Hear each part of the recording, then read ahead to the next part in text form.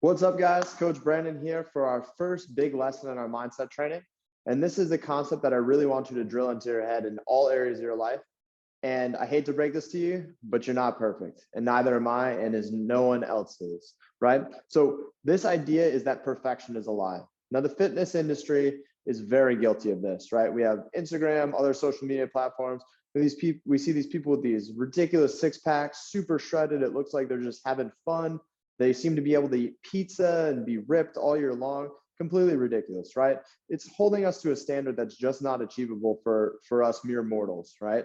Or us non-robots or androids, as I like to say. So the idea that perfection is a lie is going to liberate you to make decisions that are based in reality and not some type of idealized body or idealized situation that's just not achievable for the rest of us that have real lives, that are busy and have other responsibilities. So the goal, right, in reality is not to be perfect. It's to be better than you were before, right? So let's look at it this way, right? Most diet approaches or nutrition approaches or approaches to fitness in general are very binary, right? How many times have you heard someone say, I'm on the diet, only to then be off the diet, right? Or I'm going to be on my stuff or off my stuff. The problem with binary thinking is that it's very inconsistent. You're either on or you're off. But in reality, we live in these gray areas in between, and that's where success and consistency actually happens.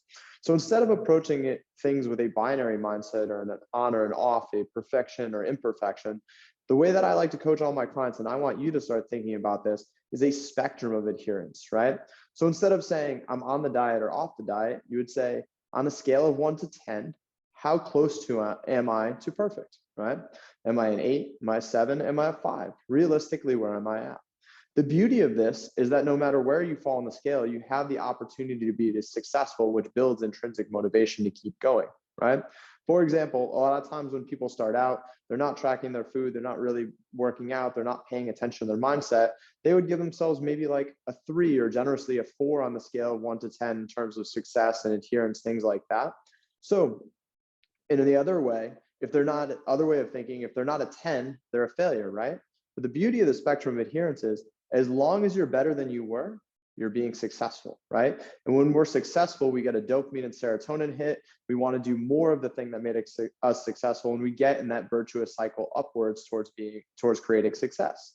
So the spectrum of adherence is a great way to measure yourself against yourself, which is the only goal.